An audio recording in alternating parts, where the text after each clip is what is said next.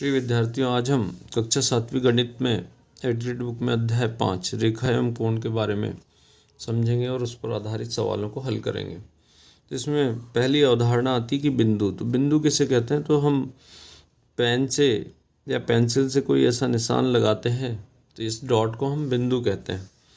अब हम देखें कि जब दो बिंदुओं के बीच का जो जोड़ने वाला सबसे छोटा जो रास्ता होता है उसे हम रेखाखंड कहते हैं। जैसे यहाँ पर बिंदु ए और बिंदु बी दोनों को सीधा जोड़ा गया है, तो ये जो सबसे छोटा जो रास्ता है वही इसका रेखाखंड कहलाता है। अब किसी रेखाखंड को अगर दोनों ओर अनंत दूरी तक बढ़ा दिया जाए तो वो रेखा बनती है। तो इस प्रकार से रेखा में कोई अंत बिंदु नहीं होता, जबकि रेखाखंड में दो अंत बिंदु होते हैं। फिर हम अगली परिभाषा में देखते हैं कि पूरक कोण।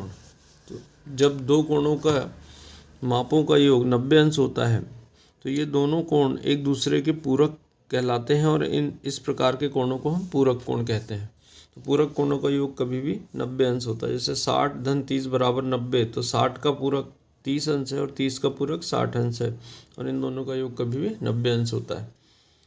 अब जैसे यहाँ एक सवाल दिया गया कि अभ्यास प्रश्न की 15 अंश धन खाली स्थान बराबर 90, तो यहाँ पर 15 में कितना जोड़ा जाए कि ये 90 हो जाए? तो अगर इसमें हम अगर 75 अंश जोड़ देते हैं तो ये 90 अंश हो जाएगा। तो अर्थात 15 का पूरक कोण जो होगा 75 अंश हो जाएगा।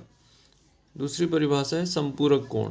तो संपूरक कोण जब दो कोणों के मापों का योग 180 अंश होता है तो ये दोनों कोण एक दूसरे के संपूरक कहलाते हैं और इस प्रकार के युग्म को हम संपूरक कोण कहते हैं। तो यहाँ जैसे हम देखें कि ये 60 अंश और 120 अंश, ये दोनों को जोड़ेंगे तो 180 अंश होता है, अर्थात 120 का संपूरक कोण 60 अंश और 60 का संपूरक कोण 120 अंश है। अगला आता है कि तिर्यक छेदी रेखा।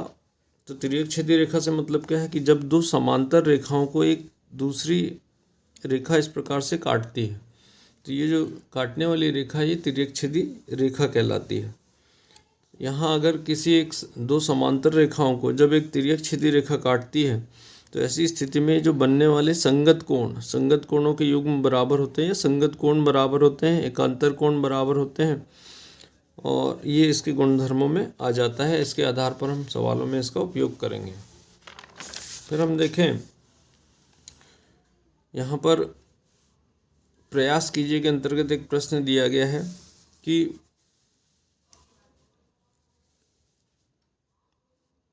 निम्नलिखित से होकर कितनी रेखाएं खींची जा सकती हैं? तो जैसे एक बिंदु से अगर हम बोलें तो एक बिंदु अगर यहाँ लगाते हैं तो इससे अनंत रेखाएं खींची जा सकती है। और दूसरा पॉइंट है कि दो बिंदुओं से अगर दो बिंदु जैसे ए और बी अगर लेते हैं, हमें दो बिंदु है मान ले, तो इनसे सिर्फ एक ही रेखा खींची जा सकती है। अब हम प्रश्न क्रमांक 1 देखें जो प्रश्न आधारित है कि 30 अंश का पूरक कोण की माप। तो 30 अंश का पूरक कोण हमें पता है कि 30 धन 60 90 होता है, तो 60 उसका पूरक हो जाएगा। इस प्रकार से हम जो सी है इसका सही उत्तर होगा। इसके गोले को हम किसी भी रंग से भर सकते हैं। दूसरा प्रश्न है कि दो संपूरक कोणों के मापों का योग। तो दो संपूरक कोणों के मापों का योग 180 अंश होता है, तो यहाँ बी इसका सही उत्तर है। इसी प्रकार हम तीसरा प्रश्न है निम्नलिखित में से कौन सा कथन सत्य है? तो यहाँ सत्य है ये बताना है। तो दो न्यून कोण एक दूसरे के संपूरक हो सकते हैं, तो दो न्यून कोण तो पूरक कोण जो हो सकते हैं, तो पूरक कोण ये कथन इसका सत्य है। बाकी दूसरा अगर देखें कि दो अधिक कोण एक दूसरे के पूरक होते हैं, तो ये गलत है। और अन्य जो कथन है वो भी गलत है, तो उसमें पहला वाला ही सही है। फिर प्रश्न क्रमांक हम 4 में देखते हैं, एक अधिक कोण का संपूरक कोण कौन सा कोण होगा? तो एक अधिक कोण का संपूरक, एक कोण अधिक कोण है तो दूसरा जो फिर उसमें न्यून कोण ही संभव है, क्योंकि संपूरक में दोनों का योग 180 अंश होगा। तो एक अधिक कोण है तो दूसरा न्यून कोण ही होगा, क्योंकि दोनों अधिक कोण नहीं हो सकता है। प्रश्न क्रमांक 5 में हम देखें निम्नलिखित आकृति में कोणों का कौन सा युग्म संगत कोण नहीं है? तो यहाँ पर कौन सा संगत कोण नहीं है? तो जैसे 1 और 5, तो 1 यहाँ ऊपर बना हुआ है, 5 भी ऊपर बना है और तिर्यक छेदी रेखा के दाहिनी तरफ बना है, ये भी दाहिनी तरफ बना है। तो यहाँ 1 और 5 तो संगत कोण है, पर बी वाला हम देखें 2 और 6, तो 2 यहाँ पर दाहिनी तरफ बना है जबकि 6 यहाँ पर बाईं तरफ बना है। तो ये दोनों अलग अलग साइड में बने हैं, तो इसलिए ये दोनों संगत कोण नहीं है। तो बी वाला इसका सही उत्तर होगा। प्रश्न क्रमांक 6 में हम देखें, एक रेखा के दोनों ओर कितने अंत बिंदु होते हैं। तो एक रेखा के दोनों ओर, चूंकि वो रेखा है तो उसमें कोई अंत बिंदु होता ही नहीं है, इसलिए कोई अंत बिंदु नहीं होते हैं। प्रश्न क्रमांक 7 में हम देखें कि अपने आसपास के परिवेश से 10 आकृतियों को सूचीबद्ध कीजिए और उनमें पाए जाने वाले न्यून कोण, अधिक कोण और समकोण की पहचान कीजिए। तो इस प्रश्न के उत्तर में सभी छात्र अपने अपने हिसाब से लिख सकते हैं कि जैसे न्यून कोण में अंगुलियों के बीच का बनने वाला कोण, साइकिल के पहियों के अंदर जो स्पोक लगे होते हैं वो आकृति, सरोता हो सकता है और बहुत सारी चीज़ें हो सकती है। अधिक कोण में अगर हम देखें तो जैसे घड़ी में अगर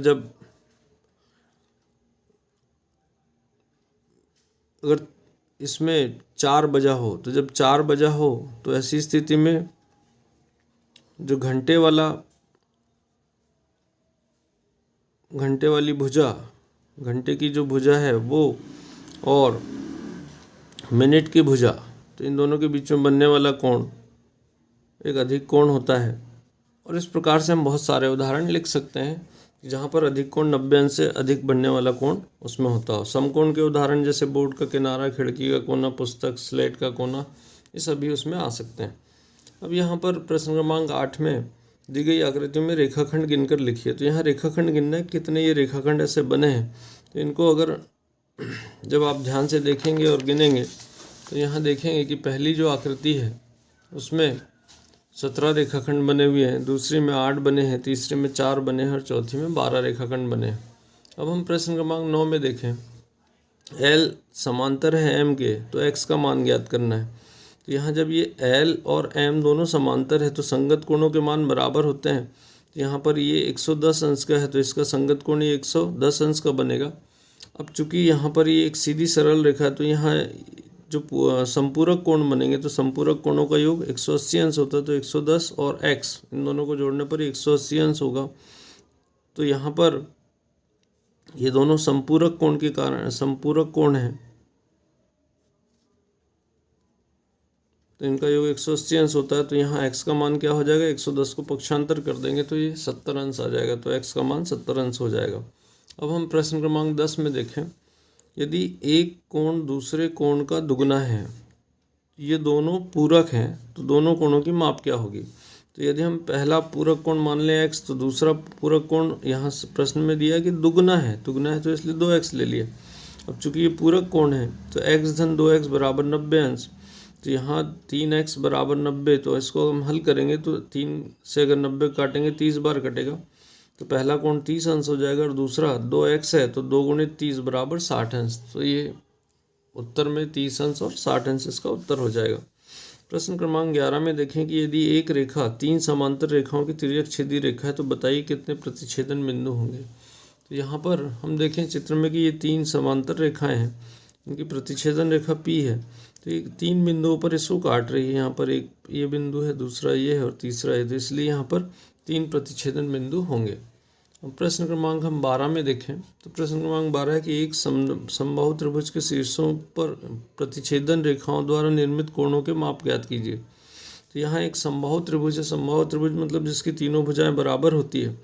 तो यहाँ प्रतिच्छेदन बिंदु मतलब ये A, B और C। यहाँ ये समबाहु त्रिभुज के तीनों कोण बराबर होते हैं।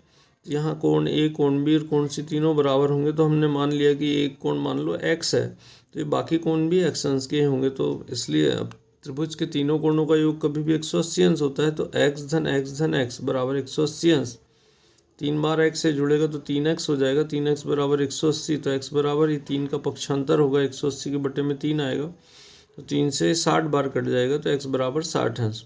तो अब तीनों कोण चूँकि बराबर हैं तो इसलिए प्रत्येक कोण A, B और C तीनों 60-60 अंश के होंगे।